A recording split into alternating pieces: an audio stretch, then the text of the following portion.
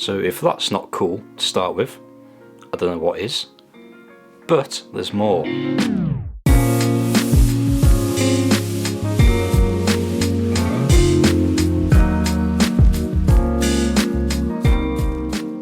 Hi folks, welcome back to the channel. If you're new here, my name is Ben and I'm a photographer and videographer based in North Wales.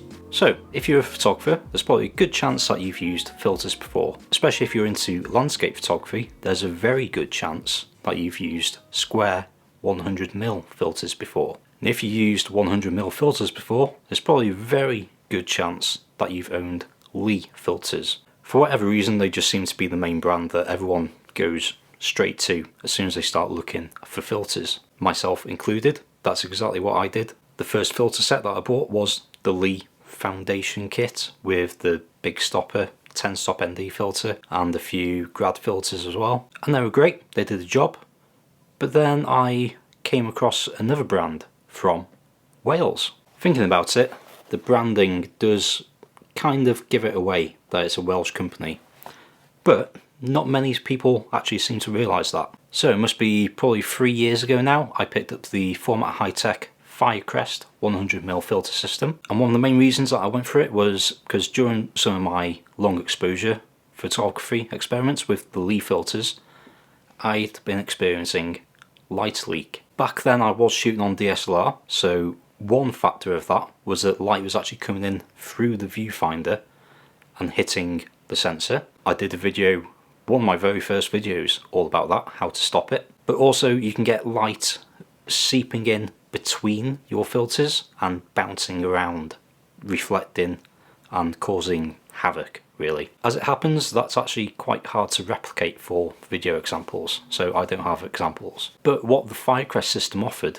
was caps on the top and bottom of the filter holder which completely enclose the entire filter system, meaning there's no light getting in anywhere other than through the front of the filter and into the lens. Another thing I loved was that it also included a built-in circular polarizer. This basically screwed straight onto your lens, and then the filter holder slotted over the top of it. You had a little dial where you can change your polarization as well as slot your filters in front of it.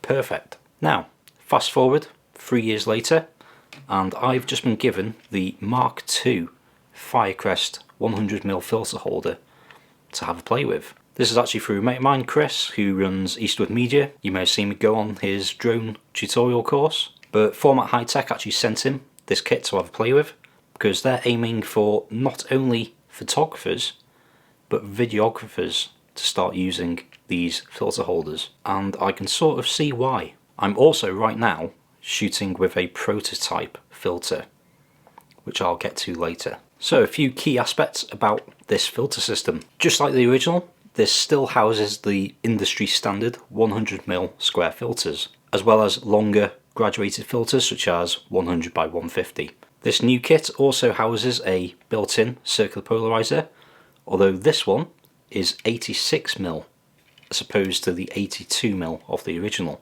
That means you're going to be able to use lenses up to around 15mm. I've seen reports of people using 12mm lenses and seeing no vignetting using this polarizer, depending on the lens. The polarizer itself screws into a adapting mount. You get two of these adapting mounts in the box, one with an 86mm filter thread and one with an 82mm filter thread. They do also include a 77mm and a 72mm step-up ring, though I do wish that they'd include a 67mm step-up ring. Being a Sony shooter, I don't know if it's just me, but 4 out of the 7 lenses that I have for the Sony system are 67mm filter thread. Luckily, I already had one from my Mark I filter system, so I've been alright. And I am hoping one day we can get away from step-up rings entirely. One day. This Mark II filter holder now comes with 2 sets of filter guards. This, as I said earlier, is to block out any light from entering between the filters. So one set that you get will be completely closed off. This is just for your 100mm square filters, but you do also get another set with slits down the side so that you can fit your graduated filters through. Very handy. The version 2 now has a different type of connecting mechanism.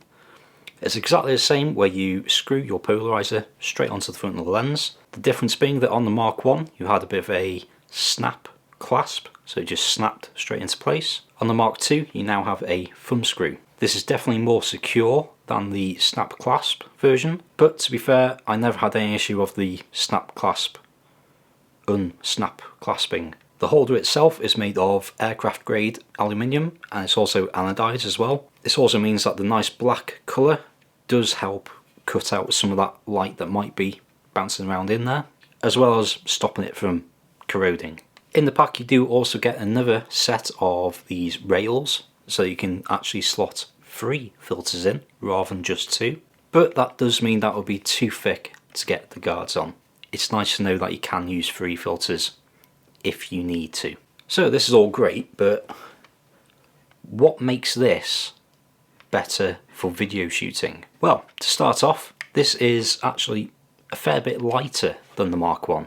The Mark 1 loaded with the circular polarizer, step-up ring and a 100mm filter, that weighed 240 grams. The Mark 2 with the circular polarizer, step-up ring and 100mm filter, as well as the guards, weighs in at 195 grams. So that is a significant difference. It's around 20% lighter. 1 second.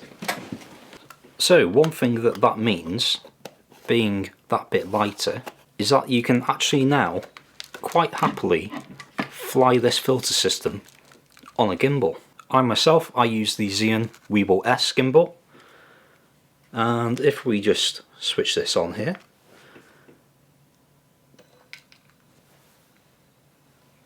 there we go.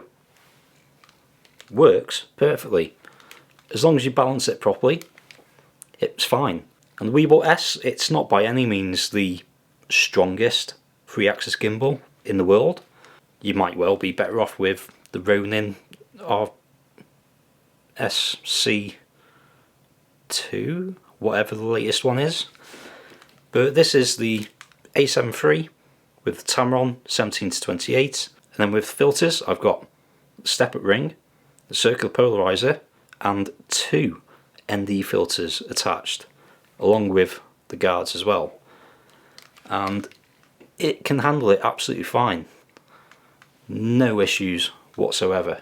That's quite impressive. So that's all pretty cool, I guess, but why would I choose this system for video? Well, you may not know this, but Formatt Hitech, especially their Firecrest range, are world renowned in their cinema line. So these filters right here, the Firecrest IRND filters, these are the exact filters, only a little bit smaller, that are used on the Star Wars productions, such as Solo and Rogue One.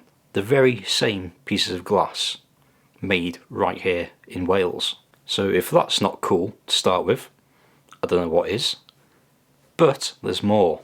So going back to this filter right here, this is the Supermist Black filter from Firecrest.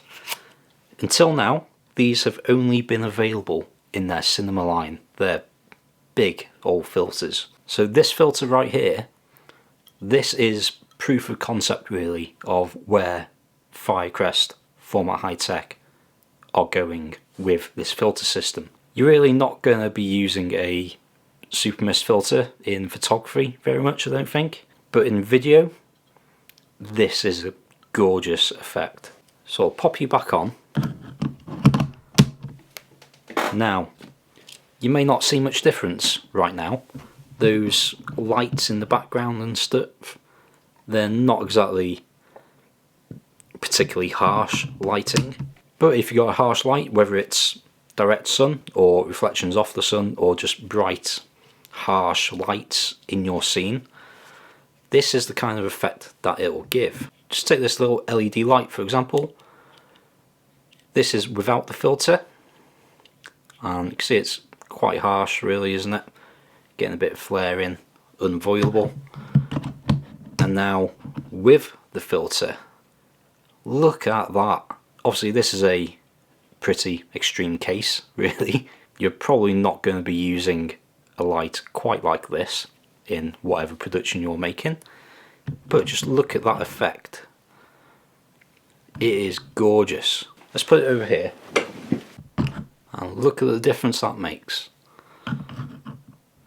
So it works particularly well with very harsh lights, as I said, and it just really softens them up. So yeah, like I say, this right now is a prototype. I am very fortunate to actually have my hands on it, be able to play with it, and it is proof of concept that this version 2 Firecrest holder could well be perfect for a lot of video shooters out there. So I hear in North Wales I've had some pretty horrendous weather this week, so I've not really been able to make full use of the ND filters, but pretty much everything in this video has been filmed using the Supermist filter. As I showed you, the weight advantages of this new filter mean that it is perfectly flyable on a gimbal. And to take it one step further, Chris later this week is actually rigging up a Matrice drone with a Sony camera and attaching these filters to it as well. So that'll be exciting to see. I'll try and get some footage of that. If not, it may be another video. So yeah, very exciting stuff. I am very glad that I've been able to have a play with this filter holder. I was a big fan of the Mark 1 filter holder as well, but I just stopped doing a lot of long exposure work really, so it's been sat in my drawer. It's there if I need it. I've not sold it because, knowing me, I'd probably want to start shooting long exposures again at some point. If you fancy picking up one of these filter holders, I'll leave a link in the description down below. If you got any questions or queries, do leave a comment down below. I'll be sure to get back to you, and you never know, Formatt Hitech might well get back to you as well. As I say, this is a prototype filter. They're seeing who's interested, so whether you are interested or not at all, leave a comment so that they can see. For me on this channel, I probably wouldn't be using it that much when I'm out vlogging and stuff like that. A priority for my video setup is small, lightweight, easy to use, so I'm generally just using a variable ND filter. But for my actual work, production work, I might have to pick up one of these Supermist filters. I'm loving the image that it gives so far. So that's it for that one. Thank you very much for watching. Hope you enjoyed it. Hope you found it useful. Like I say, if you've got any comments at all, drop them down below. If you like this video, please do give it a like and hit subscribe if you want to see more. Otherwise, be good, stay safe, get shooting, and I'll see you in the next video.